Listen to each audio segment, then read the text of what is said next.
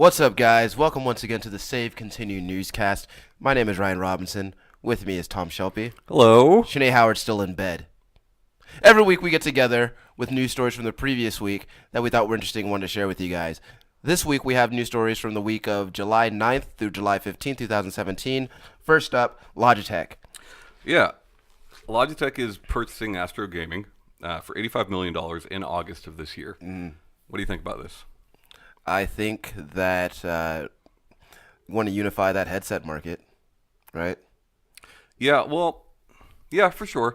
They're going to keep like the Astro, branding on it. Like it's not, but it will be part of their more PC-centric peripherals. Yeah.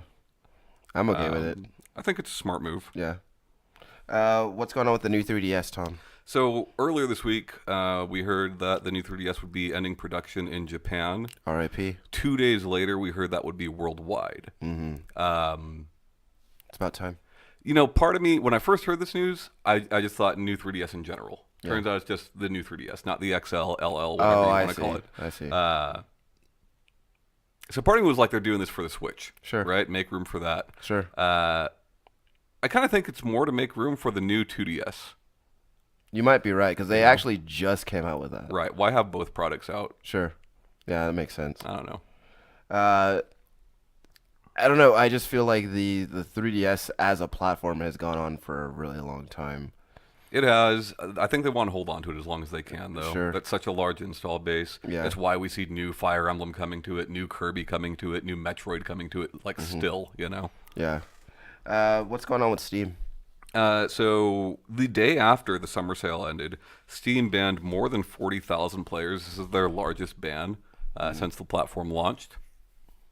So there was a lot of people tweeting out negative things that like, oh well, you got our money and now you're going to ban us, whatever, right? Which I don't see how that's advantageous to Steam or to Valve. Yeah. So it turns out the majority of this 40,000 were cheaters. Oh. So, I mean, calm down. yeah, relax. Yeah. Don't cheat is the moral of the story, right? Mm-hmm. What's going on with Ark? So Ark Survival Evolved has been in early access, I believe, for the better part of 2 years now. They now have an official release date of August 8th of this year. That's not really the news, though. The news is that from the early access price of $30, the retail price is now $60. And this has a lot of people really pissed off, game developers included. They don't think that it's worth it just because you're putting that tag on it. It's been for sale for a long time. The product isn't that drastically different than it was last week when it was $30. Right. Most notably, one of the DayZ developers, Dean Hall, tweeted out that it's fucking outrageous. Yeah. Yeah. So, all right. So early access price was $30, and then full retail price is $60. So if you purchased early access, you then gotta shell out the extra $30 for the full retail version. No, I don't believe so. That's not typically how early access works. Yeah. Which is good. I guess the whole thinking behind this is that it's not uncommon to see a price increase when a game comes out of early access. Sure. But for it to double, I think that there needs to be some justification for that. Yeah. So I don't know a whole lot about Ark, but I don't imagine that game has doubled in value. I mean, it is one of the most successful early access stories. Sure. But people do like that game. give people a reason that it's worth twice as much as it was just a week before. Right. Right. So the Her Story developer, Sam Barlow, has actually announced a new game. That's right. It's called Telling Lies. It's going to actually take place in it's going to be inspired by 70s thrillers. Okay.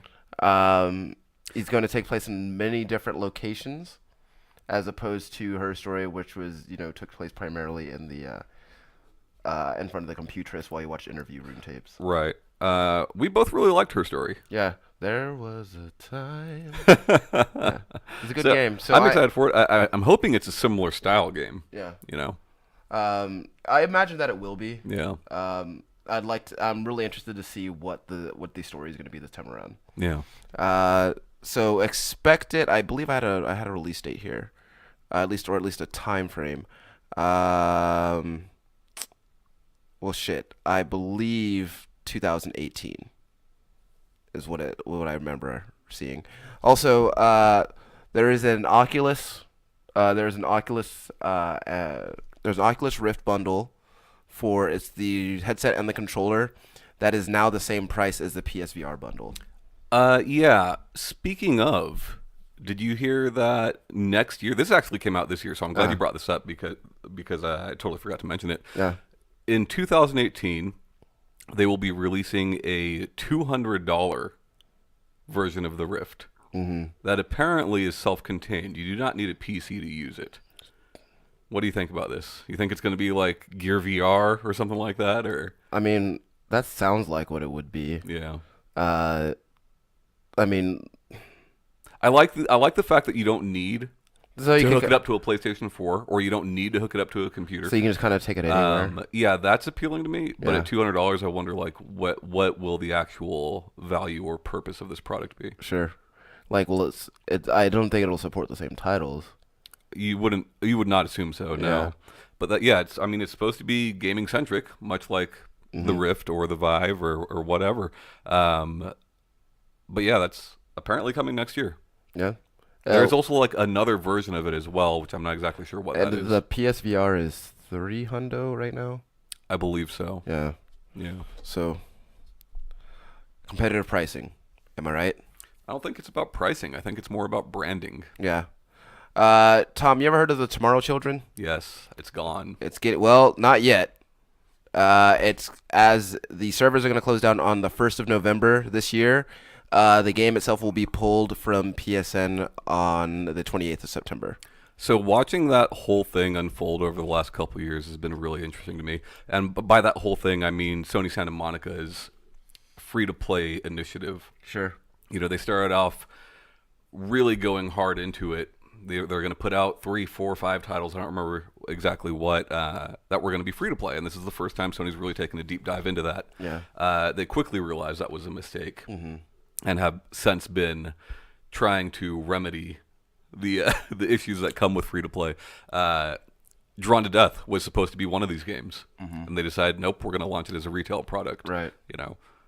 You think that accounts for how little actual promotion the Tomorrow Children got? I don't, because most free to play doesn't get a whole lot of promotion. Yeah, but if know. if you're pushing this free to play initiative, you kind of like you kind of want to. I mean, it was talked about at multiple conferences. Sure. You know, I think that the biggest issue is that this is not something that Sony is known for or has experience doing. Yeah. You know.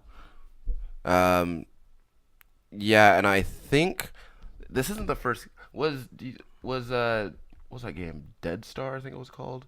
I don't think that was a Santa Monica produced game, but I could be wrong. Yeah. There was several of them. I think Hardware Rivals might have been one. Yeah, it was. I'm not positive, but Yeah. they very quickly realized this is not the way they want to go, Yeah. and are doing what they can to right that. But you know, we'll see. Yeah, we'll see. Well, anyway, that is the news, guys. If you have any stories or anything that you want to pass along to us, you can email us at savecontinuepodcast@gmail.com. Also, you can drop us a line at our Facebook at Save Continue Podcast. My name is Ryan Robinson. This is Tom Shelby. Bye bye. Later.